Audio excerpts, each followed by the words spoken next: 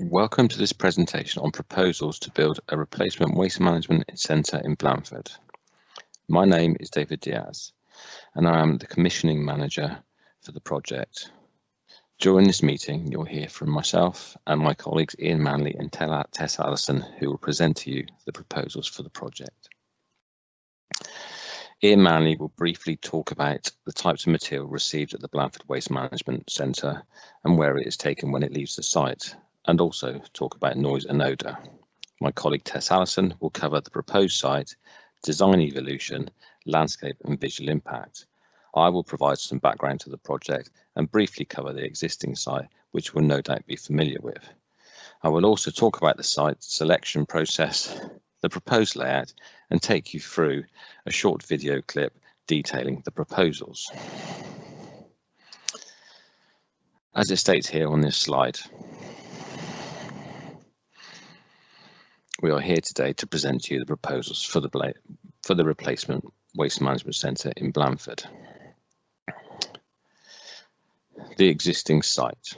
No doubt all of you will be familiar with the current site, but just to briefly go through it. The site is small, accommodates just 14 vehicles at any one time. Visitors have to use the steps to access the majority of the containers. Visitors queue whilst containers are changed.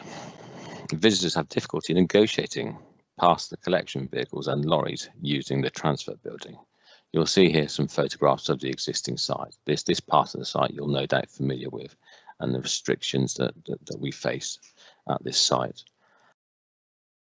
What you'll no doubt will see but not so familiar with is the transfer barn.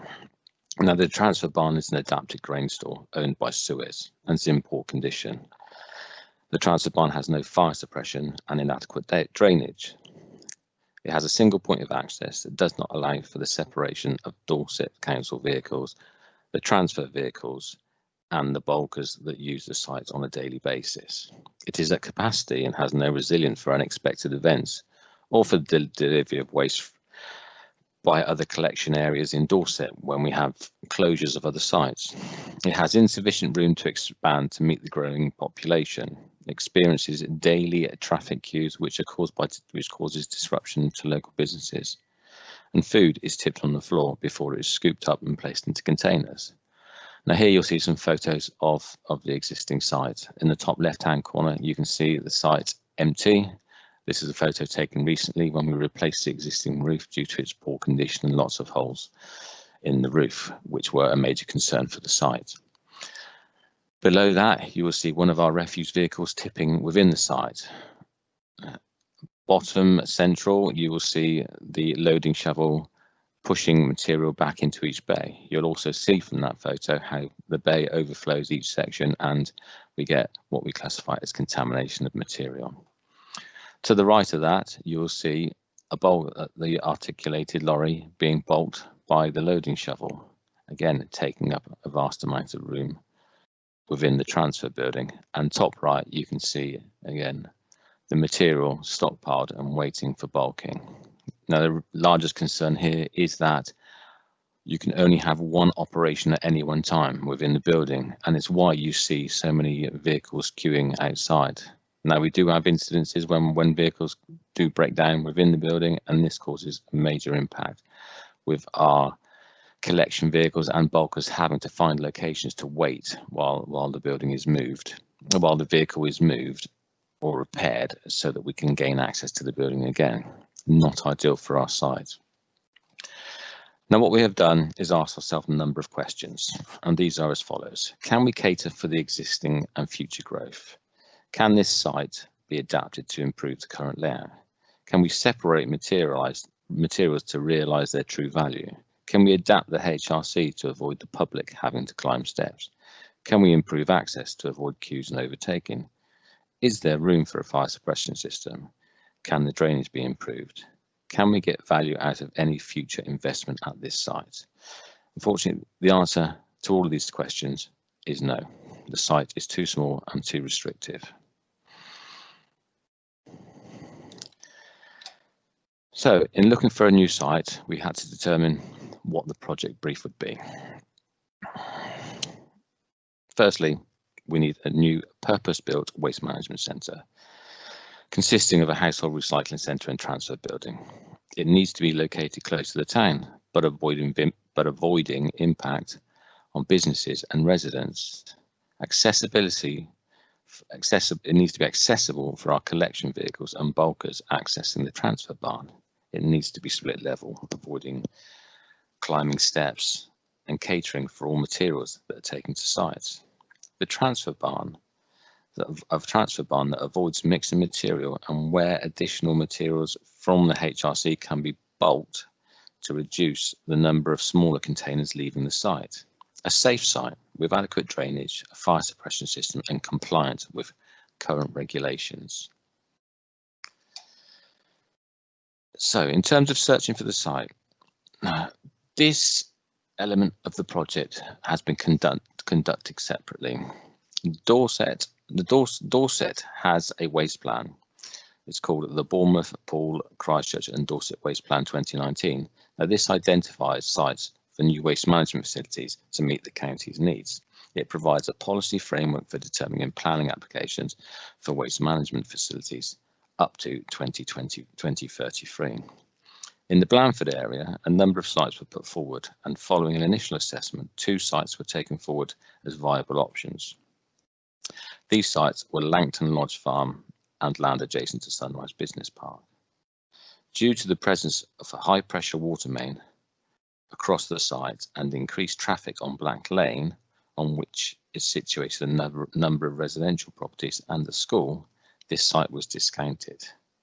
And Black Lane is also the only access to Blandford Camp.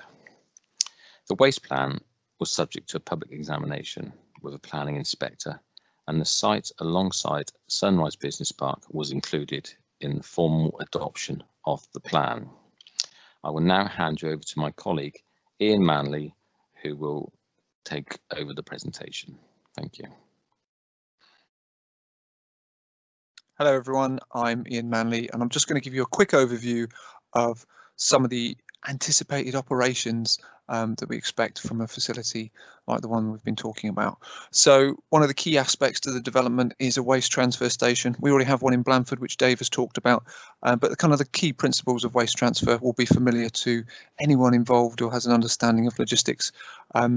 We collect the waste that people put out in their bins with appropriate vehicles to do that. We then take those, tip them and load that material up into bigger vehicles to get those to the relevant end destinations in the most efficient way possible. So just a bit of background about our current systems and how they operate. So the management of these facilities, we do this under contract. So all of our waste transfer stations and household recycling centres are operated on the council's behalf by W&S Recycling. They're in charge of making sure the site is operate to a high level of health and safety and controlling incoming and outgoing vehicles. Now, they provide the haulage services for us as well for the materials that come out of those waste transfer stations. The black bag that goes into your black bins is transported out of the transfer stations to a company called New Earth Solutions down near Camford, where they do some processing on the waste and then take it to energy recovery. Anything that's all what we class as organic waste, so food waste, green waste, wood waste, and some of our street sweepings, we send to a company called Eco Sustainable Solutions. And in this area, there is a subcontract arrangement with Mark Farwell, who takes the garden waste and wood waste from the household recycling centres. The food waste in this instance is transferred from the transfer station to the anaerobic digestion facility operated by Eco at Piddlehinton. The recycling goes up to North Wales, and the glass from our curbside collections goes to one of 2 companies, Cresco or URM. Now, only kind of a quick wrap up really about odour and noise. This is a picture of our facility in Bridport. It's important to kind of emphasise here that any modern waste management facility will have means in place to control these recognised nuisances, and it does this by having fast closing doors, which you can see in the picture here, yellow quick doors that always close to prevent the escape of odour and noise, and the building is also kept under negative pressure. And it's important to say that the majority of the activities taking place in terms of loading and compaction all take place within the building, so nuisance to the surrounding area is minimised. Good morning. I'm Tess Allison, Landscape Architect with Assets and Property, Dorset Council, and one of the design team for the Blandford Waste Management Centre project. The proposed development site is currently an agricultural field located to the north of the Blandford bypass, opposite the Lidl supermarket and to the southeast of the Sunrise Business Park. This slide shows you a street map on the left and an aerial view on the right. The proposed development will occupy the area as shown in red on the slide images. Although the site's adjacent to the Blandford bypass, it is within the Cranbourne Chase area of outstanding natural beauty, and this AONB was awarded International Dark Skies Reserve status in 2019. During the preparation of the new Bournemouth, Dorset and Poole Waste Plan, a number of development requirements or conditions were included for the development of this allocated site due to its sensitive location in the AONB, and they included the preparation of a landscape master plan to ensure that the design, infrastructure and landscape treatment adequately addresses any adverse impacts, the retention of existing tree belts and hedgerows, and new structure planting and screen planting will be required. The design layout is to avoid any visual crowding of the Sunrise roundabout area, and buildings are to be set back from the road. The conditions included for a lighting design, which is to avoid light spill and sky glow, and a dark skies strategy will be required to accompany any planning application. Colours, textures and materials are to comply with guidance produced by the Cranbourne Chase AONB to help integrate the development into its landscape. This slide shows you an aerial photograph of the existing site, which is the field immediately opposite the Lidl supermarket, north of the Sunrise roundabout and the A350 bypass, and to the south of the Sunrise Business Park. This enclosed piece of farmland is already well contained and enclosed by existing hedgerows and tree belts around all sides. All of the existing boundary vegetation will be retained and strengthened by new planting of additional belts of woodland and hedgerow, except for where it will be necessary to remove a short section of hedgerow for a new access to the development. The site is relatively flat, falling gently from northwest to southeast. The existing field gate access to the land is in the southeast corner of the field off the A350. Open farmland is to the north and east, with residential, industrial and commercial uses to the south.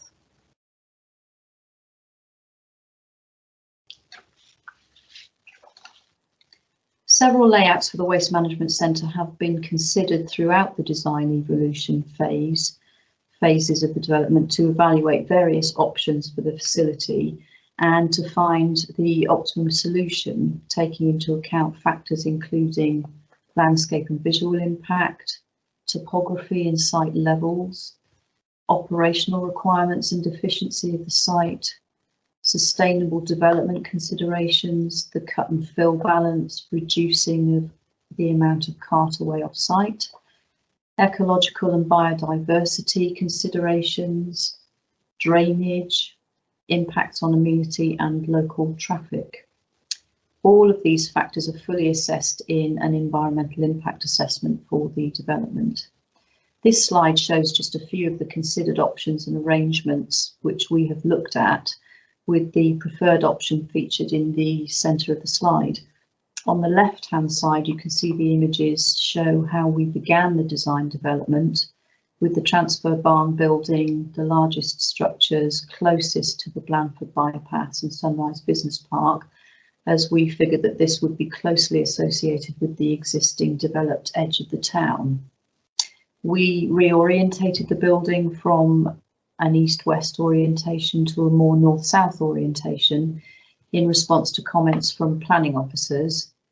These options on the left were subsequently rejected following consultations with the Cranbourne Chase AONB and comments made during the development of the waste plan. The reasons included visual crowding of the roundabout and not enough space for screen planting adjacent to the bypass. On the right-hand side of the slide, you see the images show how we further evaluated more options, with the building pushed further into the site, further away from the road, the new road access closer to the roundabout. These options were rejected on matters such as site operational efficiency, the site just didn't work, late segregation of public and commercial vehicles, the closer proximity of the new access to the existing roundabout, and not enough queuing length on the internal access road for vehicles attending the household recycling centre. In the centre of the slide is the preferred option which we propose. This option layout gives us, we believe, the best outcome in terms of the building location, which is set back from the road and away from the roundabout. We believe this is the least visually intrusive from the majority of viewpoints that we have assessed. The site levels give us the optimum level for drainage gradients to work efficiently without the need for pumping. This is an efficient and practical layout for operations and vehicle movements.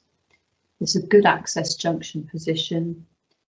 There's a suitable length of road for queuing off the bypass, and this gives us the maximum amount of space for screen planting between the facility and the bypass. Part of the assessment process we use in evaluating and developing the site layout options includes a landscape and visual impact assessment. This assessment is a necessary part of the environmental statement, which will accompany the planning application, and it considers the potential visual and landscape impacts of the proposal from a number of viewpoints surrounding the site, both nearby and from a distance. This has been particularly important because of the site's sensitive location within the Cranbourne Chase AONB and within an international dark sky reserve. This slide shows you the viewpoint locations that have been assessed in the visual impact assessment. We've included 15 different viewpoints, and I'm going to show you just 3 examples, one nearby, one middle distance, and one more distant location from a couple of kilometres away, just to explain how we work through that assessment. Viewpoint 1 shows you a view from the footpath adjacent to Lidl on the south side of the A350. The top photograph shows you the existing view with the Sunrise Business Park visible there just behind the roundabout. The bottom photograph shows you the proposed view. You can see there the largest structure, which is the waste transfer barn, visible in that photograph. This tells us that it will be important to provide screen planting in this view, and also to carefully consider colours and materials to help to minimise the impact in this view. A middle distance view there then, this is viewpoint 5, which is from Bushes Road, north of the Sunrise Business Park, looking due south. This view shows you the proposed view. You can just make out the top part of the waste transfer barn there, peeping above the horizon. This tells us that we need to consider screen planting to help conceal that in this view, and the selection of colours and materials will be very important to help integrate that into this setting. A more distant view then, viewpoint 12, is from public footpath E24/8 at the top of Black Lane, looking due west towards the proposed development. The top view shows you the existing view, and we've picked out the Lidl supermarket, where the proposed development site is located, and the Sunrise Business Park buildings there. Fantastic view that. The bottom photograph is the proposed view and what you are likely to see in that view when the development is constructed. Again, the supermarket, the proposed building is just visible, peeping above the tree line there, and Sunrise Business Park buildings. This assessment of impacts helps us to determine where the development should be positioned on the site to minimise visual impacts and effects on landscape character, how we can best integrate it into its setting and landscape, and how we can screen it from sensitive viewpoints from within the AONB, and how we should select colours and materials to help integrate it into its setting. What you can see here in front of you is our preferred layout. The design of this site does in part reflect the Bridport Waste Management Centre, which opened in 2015, which has been successful in achieving our aspirations. Is located in a sensitive area in an AONB, has a SSSI status of some of the land close by, and is visible from the World Heritage Coast. Here in front of you, you can see proposals for the site.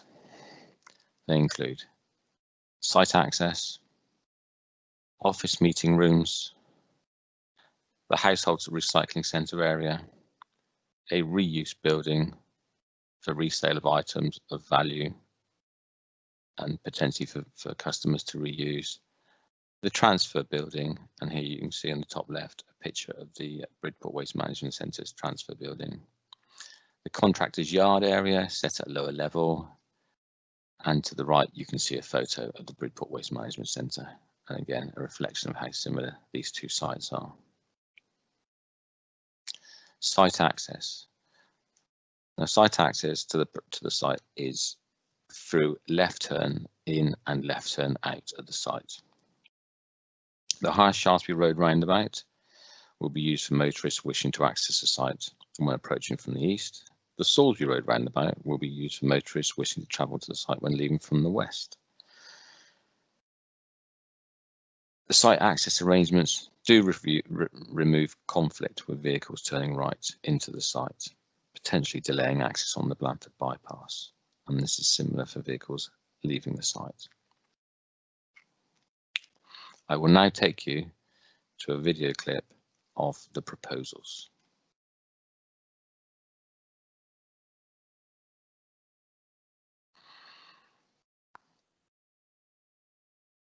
Now you can see here the proposed access.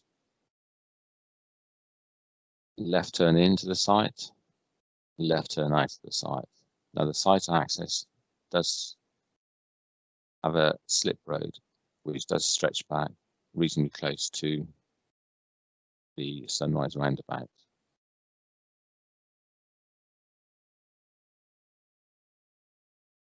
You can also see in the background the village of Pimpburn to the top right hand corner.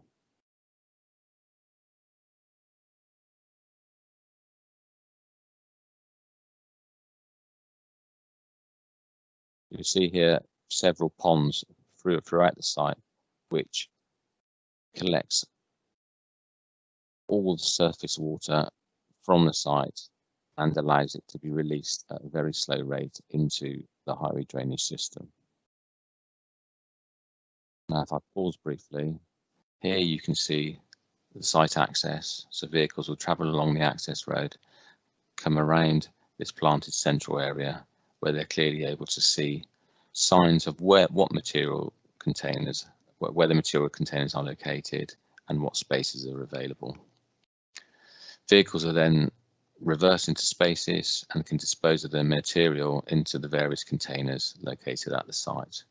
There is a roof covered area which keeps material dry, and more importantly keeps you dry when disposing of your material. As you can see from the image here, the height of the wall is at a suitable level that you are able to tip your material over comfortably, but avoiding the risk of you falling over it into the container itself. This building here to the left is the reuse building. All materials brought to the site that can potentially be reused by our customers will be taken to this building and able to be viewed and bought if anyone wishes to buy any of the materials there. There is an opportunity, should we wish, to extend the building if it does become overcrowded, and that's potentially a future aspiration of ours as a service. This area here is the yard area for our contractors. Now, as you can see up here, this area here is solely for use by residents. The yard area is for the sole use of our contractors. This is a transfer building. The upper level, the higher sections of the transfer building would be clad in a suitable material, potentially wood.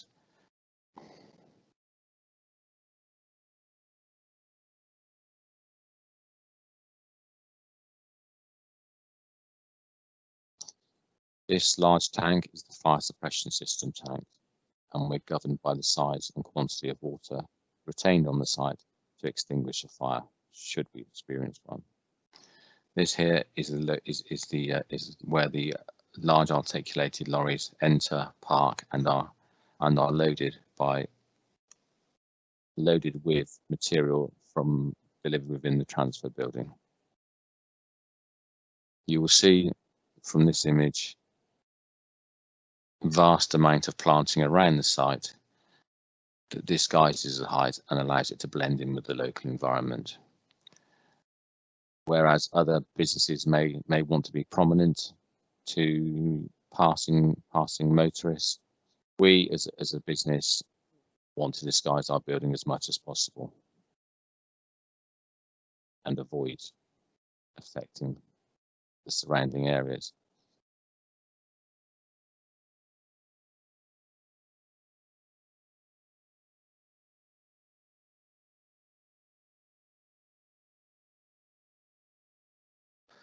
So here you can see again the yard area for our contractors' sole use.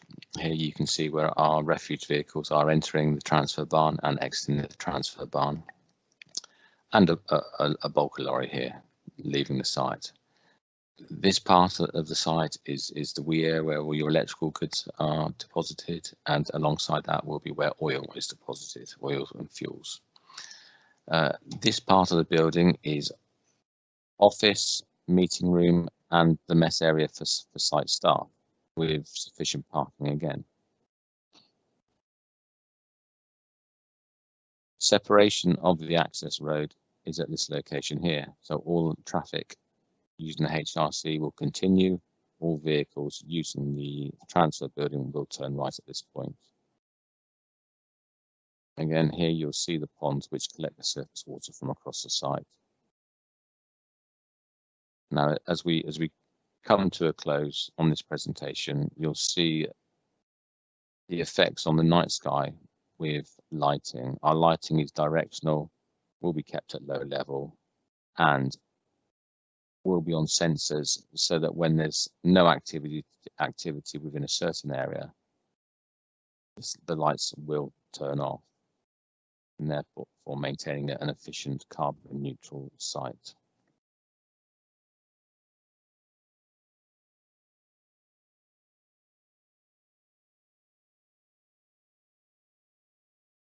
Again, briefly, you can see this is a reflection of what the HRC will look like.